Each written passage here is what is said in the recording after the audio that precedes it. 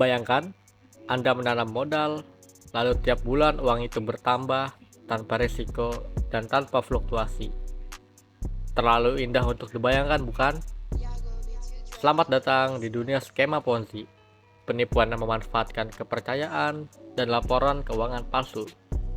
Di video ini, kita akan menelusuri cara kerjanya, mengungkap kisah Bernie Madoff, dan yang paling penting, bagaimana auditor seharusnya mengendus tanda-tanda bahaya. Yuk, mulai pengungkapan dari kacamata auditor. Pertama-tama, apa sih skema Ponzi itu?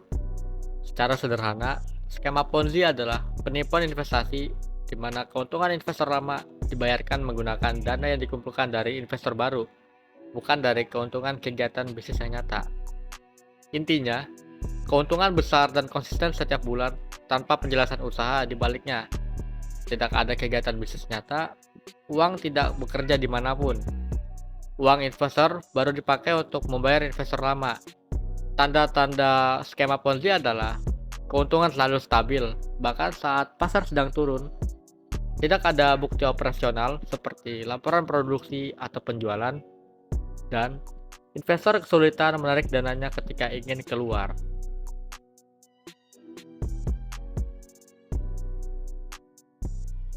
Bernard Bernie Madoff memulai karirnya di Wall Street pada akhir 1960-an. Lalu pada 1960, mendirikan Bernard L. Madoff Investment Securities LLC.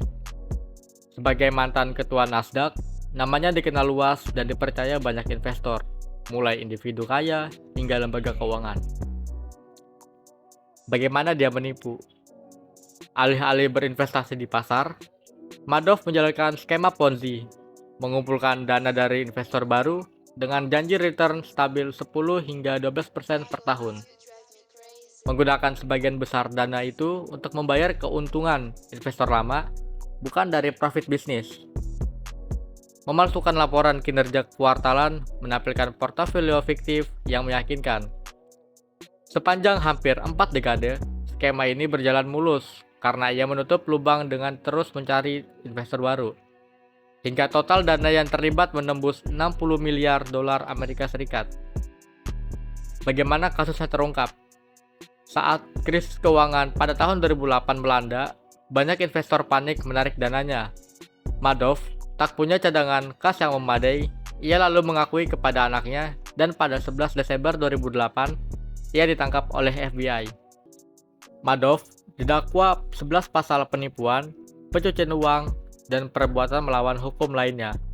Pada 29 Juni 2009, ia mengaku bersalah. Pada 13 Maret 2009, ia dijatuhi 150 tahun penjara dan denda sebesar 170 juta US dollar. Hukuman terberat dalam sejarah kasus white collar crime di Amerika Serikat.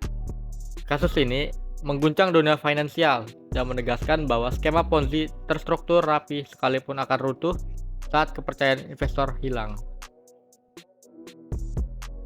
Lalu, bagaimana seorang auditor bisa mencegah atau mendeteksi skema Ponzi? Tugas auditor adalah mengidentifikasi potensi salah saji material akibat fraud.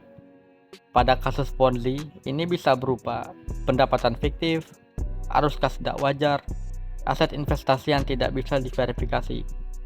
Auditor harus menerapkan prosedur seperti konfirmasi eksternal ke bank atau investor, analytical prosedur untuk melihat rasio abnormal, substantif tes terhadap dokumen asli, dan yang paling penting, menjaga skeptisisme profesional. Kasus Bernie Madoff mengajarkan satu hal penting, yaitu reputasi besar bukanlah jaminan kejujuran. Auditor sejati tak hanya memeriksa angka, mereka juga menguji tiap sumber data dengan skeptisisme profesional.